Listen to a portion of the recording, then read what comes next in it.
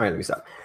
Hey, what's up, you guys? It's Tyler. Welcome back to the Tyler Williams channel. Welcome to another video. It's 11:30 at night, so I'm gonna try and keep my voice down a little bit. But today was the conclusion of the WWE Superstar Shakeup, and I must say I was actually pretty pleased with the Superstar Shakeup this year. Last year, I felt like it was very well lopsided, with Raw getting a lot of the better guys, and they just kind of dicked SmackDown over. They gave them those, like, here's some good people. But this year they got a lot of good people in each brands, and I'm pretty excited about that. This isn't really going to be a SmackDown and Raw review, because even though I watched both shows, I watched Raw and I was like, I was gonna do a review for Raw, but then I'm like, wasn't feeling it, so I just didn't do it. So I'm like, all right, I could do it today, and then I'm like, well, I don't remember much what happened on Raw, except for the people got called up. So it's like, okay, well, in that sense, I guess I just don't do the review then. And then I was at work while SmackDown was happening, so I kind of just had SmackDown playing in my pocket while I was working. So I kind of heard it, but I didn't see it. When I got a chance to look, I looked at it, peeked what was happening, but I didn't really watch SmackDown, so it's like I can't really do a thorough review of that. So I'm like, all right, well, let me just go over everyone who's been drafted to each show, go over what I think about, what I think about all of them being drafted to the show. Okay, so let's start from Raw. Yesterday, these people got drafted to Monday Night Raw. I have my notes down. Hold on, why is it not loading up? It's acting kind of stupid. Let me figure this shit out. Why are you acting stupid right now? Also, I don't even have my YouTube page loaded up. Someone might be commenting right now, and I totally don't see them. I'm wrong. There's no one commenting right now. I have nothing to worry about. All right, so here it is.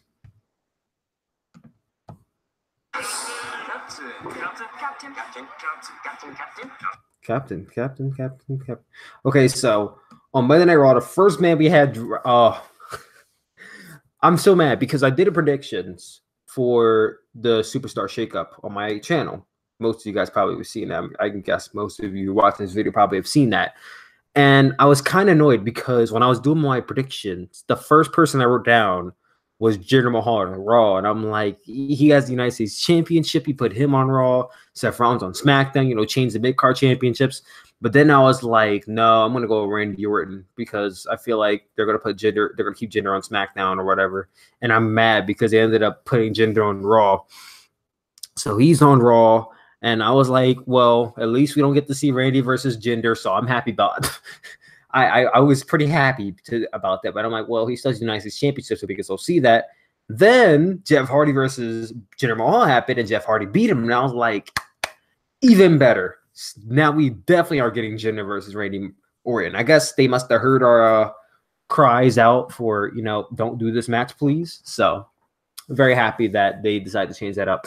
Jinder Mahal going to Raw. It's kind of whatever. It's not.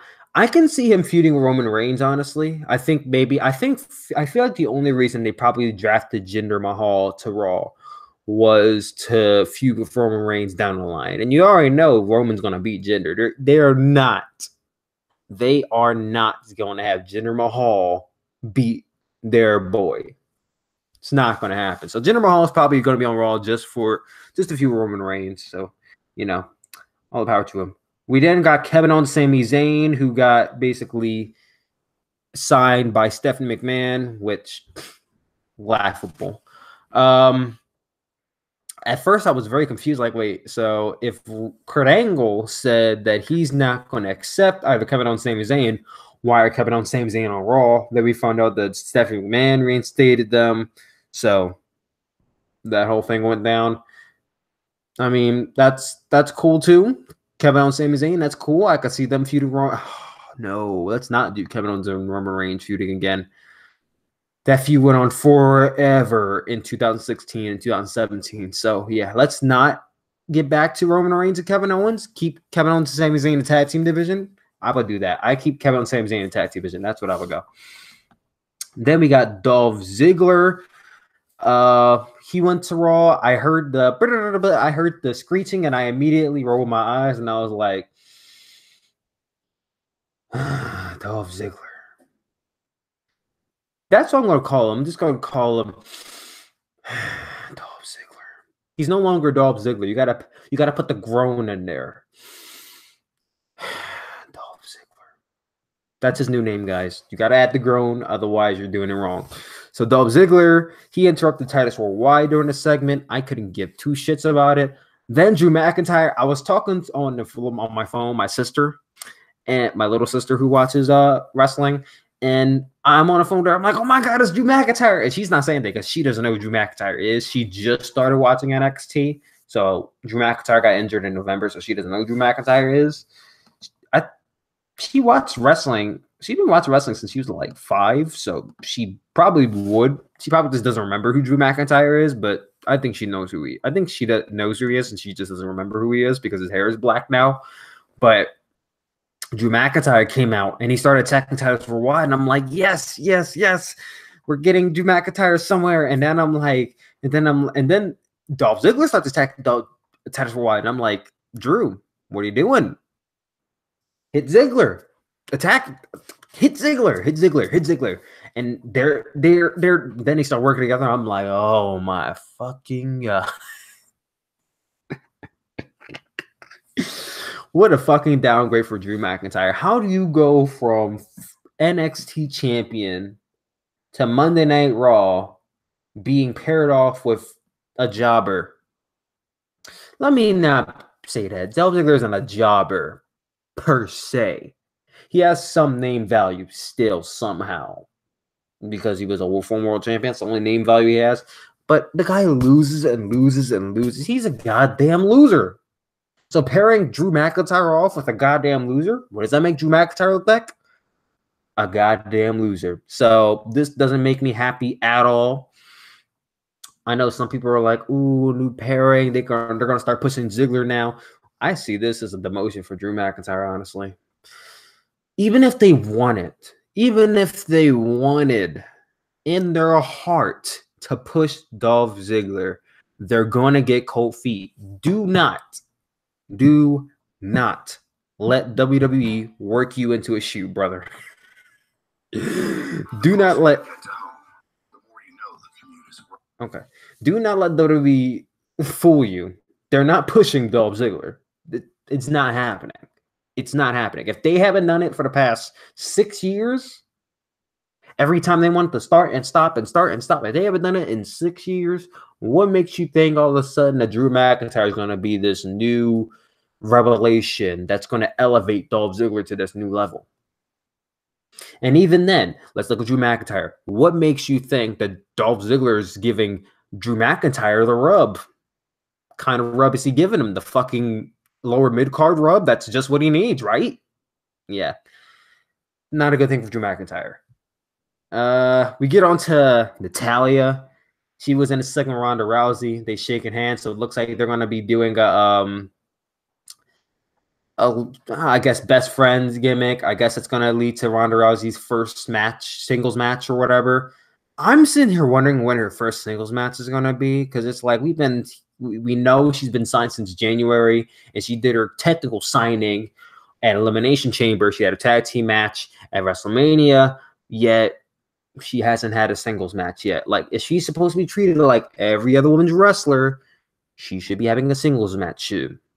Sure. She should be having a singles match soon. That's all I'm going to say. All the power to Natalya for being on Raw. I honestly was hoping that it was going to be Naomi, but whatever.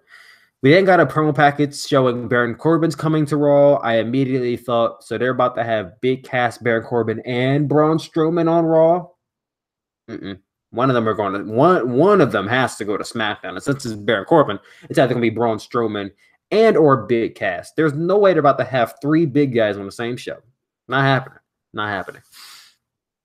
Then in the main event, we got the revelation of what should be like in the main event was going to be like Jeff Hardy, Seth Rollins, Finn Balor, Bobby Lashley, and a mystery opponent versus the Miz Taraj, and I don't know, fuck whoever else was in the match.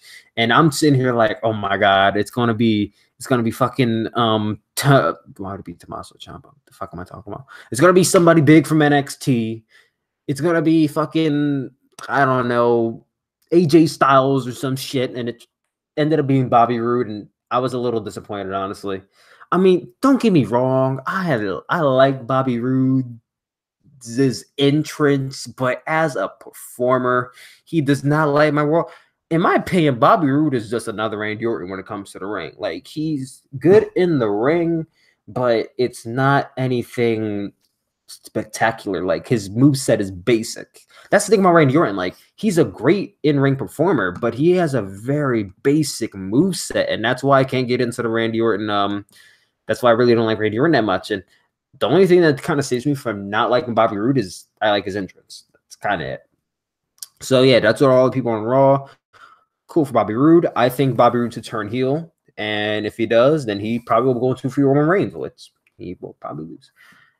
And then we got some supplemental draft picks. We got Chad Gable, as I predicted correctly. I also predicted that Baron Corbin was going to Raw, so I got that right too. Not Baron Corbin. Drew McIntyre. I also predicted Drew McIntyre was going to Raw.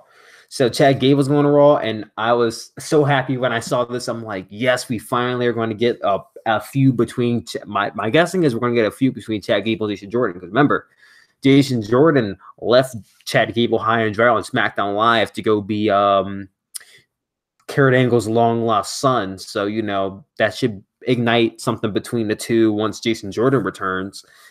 So I want to see them two face off. Definitely you could put Chad Gable, like I said, he can go 205 Live. Or if you see him better, which I think he's above 205 Live, I would have him go into the United States or Intercontinental Championship now. Intercontinental Championship picture. That's how I see him. We also had the Riot Squad who attacked Bayley and Sasha Banks. This made me very mad because I'm sitting here like, why are you attacking both of them? Because now we're going to see them tag team up again. Haven't we been seeing Bayley and Sasha Banks as a tag team for like just about fucking 2 years now? And now they're finally starting to feud with each other, and then they're right back into a tag team again. It's like, how many fucking times does Sasha have to turn on Bayley for Bayley to fucking get a clue? Obviously, Sasha doesn't like you. So now they're about to tag team up, and Sasha's probably going to turn on Bayley 50 more fucking times before Bayley gets the clue. And maybe even then, I don't think she's going to get the hint. So, whatever.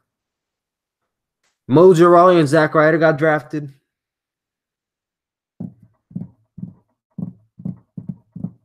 Breezango got drafted. That was actually pretty interesting. I did not see Breezango coming. I thought it was going to be the Usos. Breezango got drafted during a segment with them in the bar, and they actually got a win over the bar on Raw, and I was shocked. I did not think the fucking Breezango was going to get a win. I thought they were going to be a jobber tag team. I should not work myself into shoot. They're probably still going to be a jobber tag team just on Raw, but let's see what happens.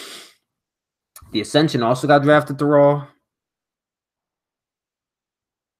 I mean, they stick with Breezango, so. Mike Kanellis also got drafted to Raw.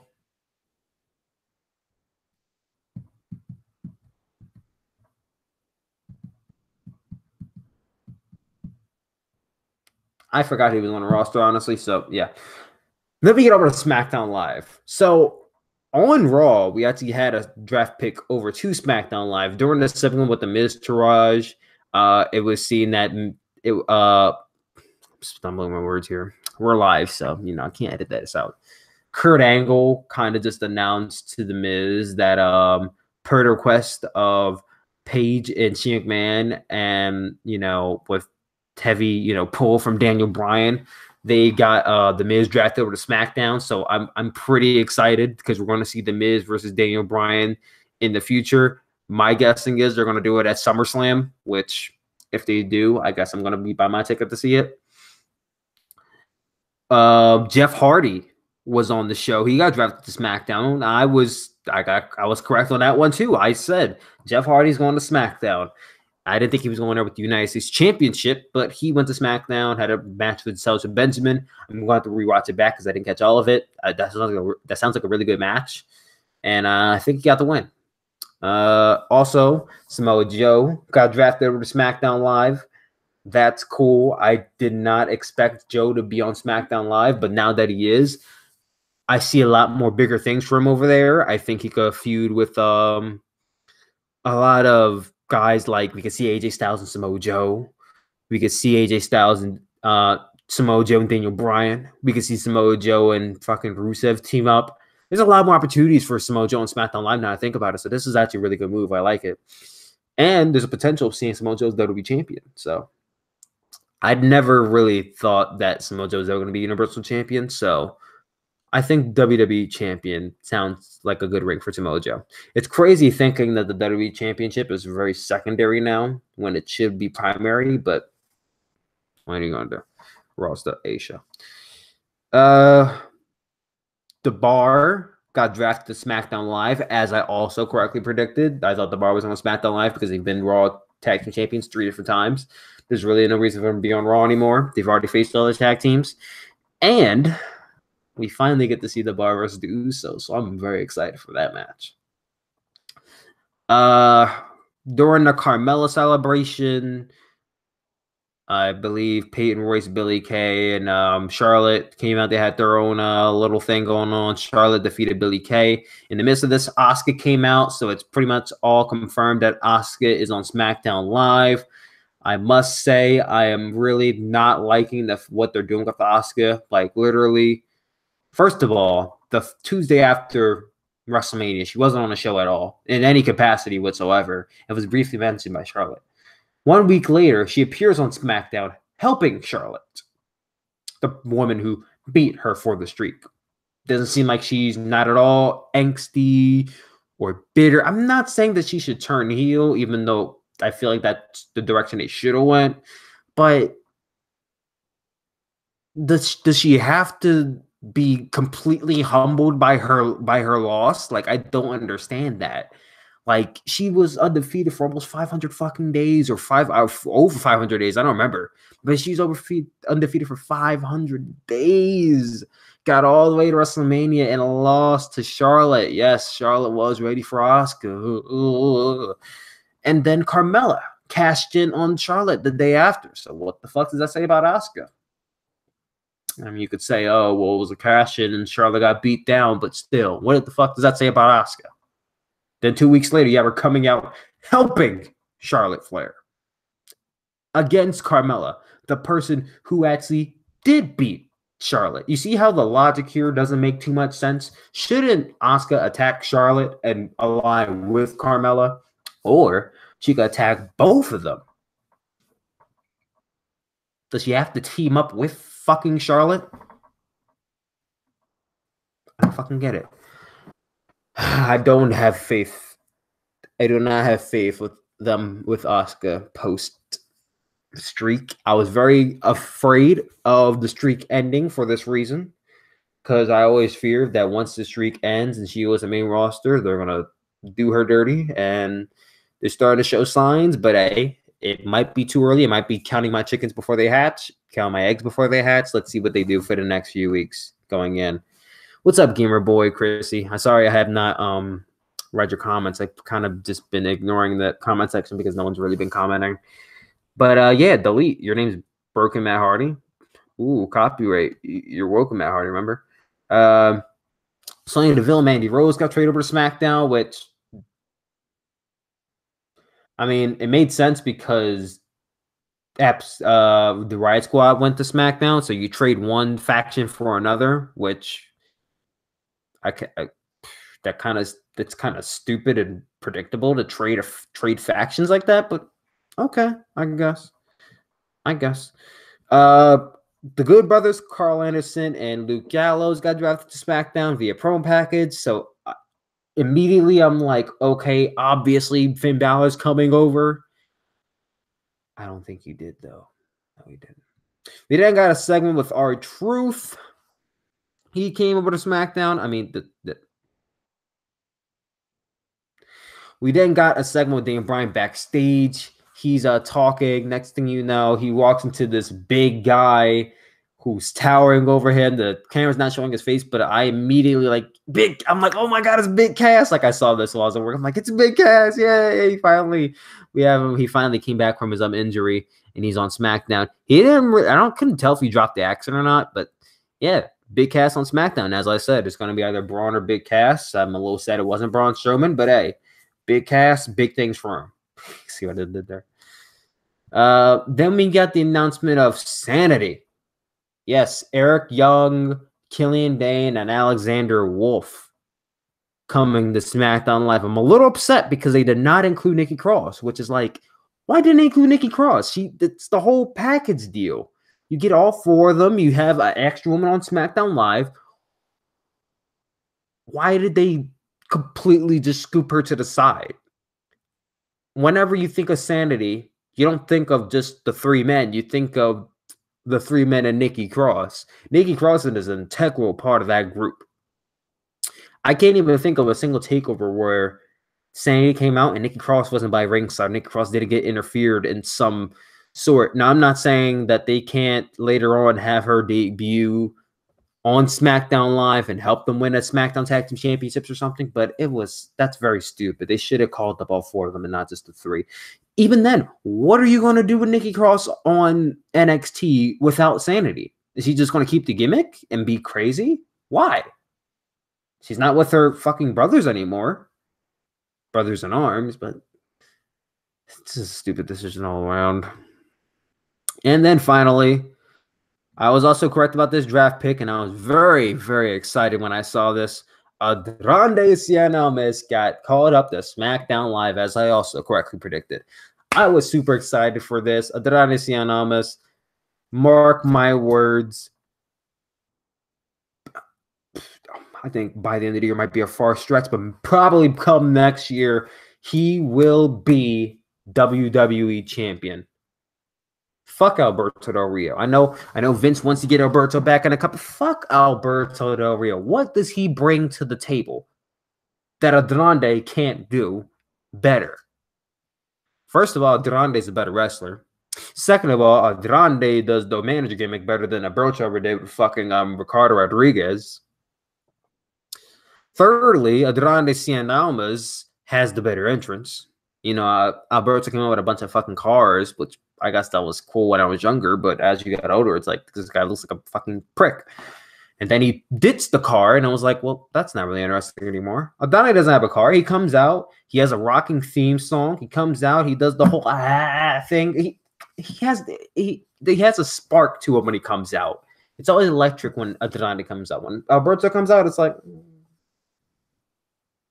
I go on and on this list of why Andrade Cien Almas is better than Alberto Del Rio. Why we don't need Alberto Del Rio in this country. Wow. I'm not racist. I swear to God, guys. I meant country.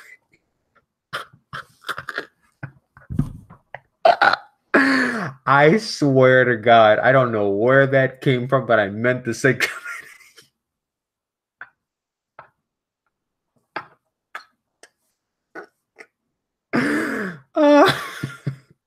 Racist over here. Oh my God. I don't know where that came from. You guys just heard me talking up Andrade Cien Almas, right? So you can't say I'm racist. I just talked up Andrade Cien Almas as like the best thing since sliced bread. So I swear to God, I'm not racist. I don't know where country came from.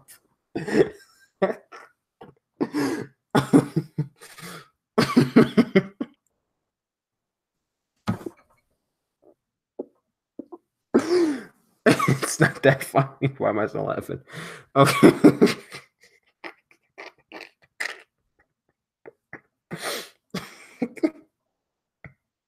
All right, I'm live. I gotta stop laughing.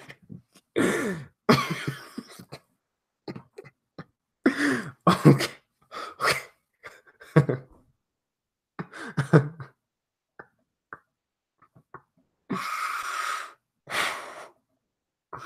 It's like Donald Trump just possessed me all of a sudden. You don't name in this country.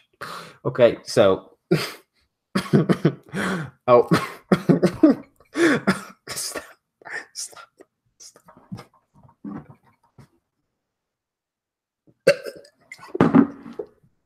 Okay.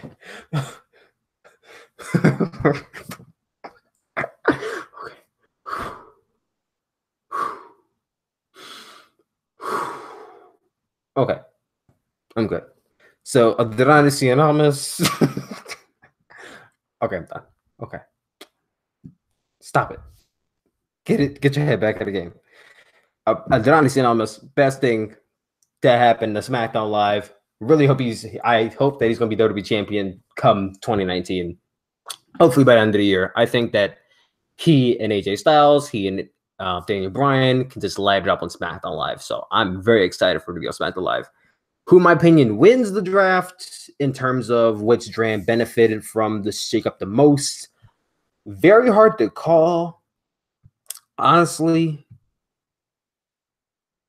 actually, it's not very hard to call. Honestly, SmackDown Live won the draft. SmackDown Live got Samoa Joe, Jeff Hardy, The Miz, Andrade, Sanity, and Big Cass. Raw got Drew McIntyre, Chad Gable, Bobby Roode, Kevin Owens, Sami Zayn, Jinder Mahal.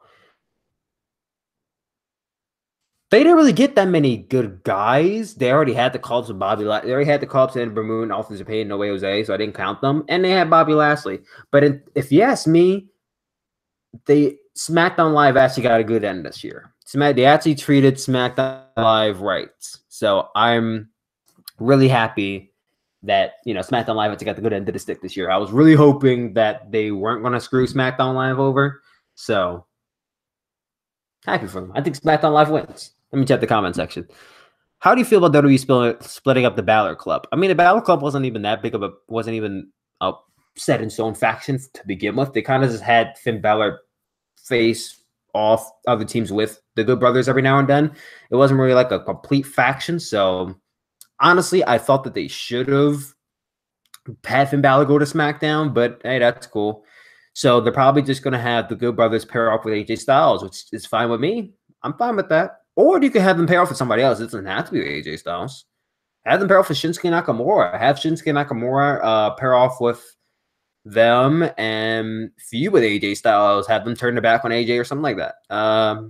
Piquet Gamer says Sheamus and Cesaro. Yeah, I know. I can't wait for Sheamus and Cesaro versus Jimmy Uso and Jey Uso. And them versus the Bludgeon Brothers. That would be really cool too. How do you feel about Dolph Ziggler and Drew McIntyre teaming up? I said it earlier in the video. Stupid decision. It's really a demotion for Drew McIntyre of all things. And we can sit here and we can talk about how this is going to be a good thing for Dolph Ziggler. They're looking to do something with him finally, but it's been 6 years. They're not doing anything with him. Don't fall for it. Why didn't Drew McIntyre use his old finisher? He should have. I used to love his old finisher. Like literally when I used to play WWE games, one of my calls had to have the what did he call it? What did he call it? Shattered Dreams? Was Shattered Dreams the name of his finisher, or was Shattered Dreams the name of his theme? It was Underhook DDT. That's all I remember it being. I feel like it was called the Shattered Dream. No, Shattered Dreams is the thing Goldust does. What was the name of Drew McIntyre's old finisher? I know it was Underhook DDT. I remember I know what it is. I remember what it looks like in my head, but I'm trying to figure out what it was called. The Future Shock DDT. I forget about that. The Future Shock DDT. Yeah, I honestly miss the Future Shock DDT. I just wish he would do it more often. But the Claymore's nice. I like the Claymore.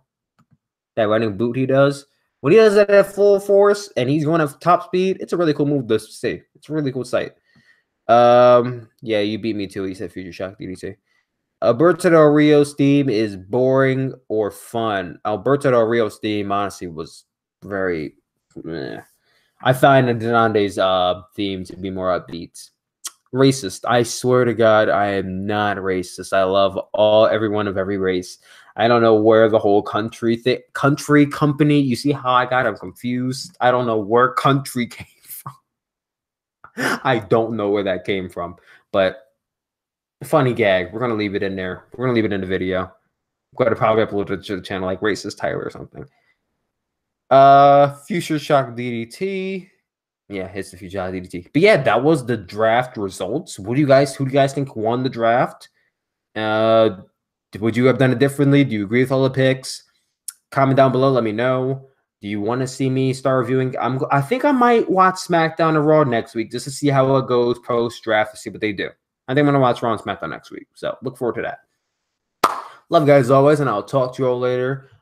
Make sure you guys subscribe to the channel, like this video, all that jazz, and see you tomorrow. Peace out.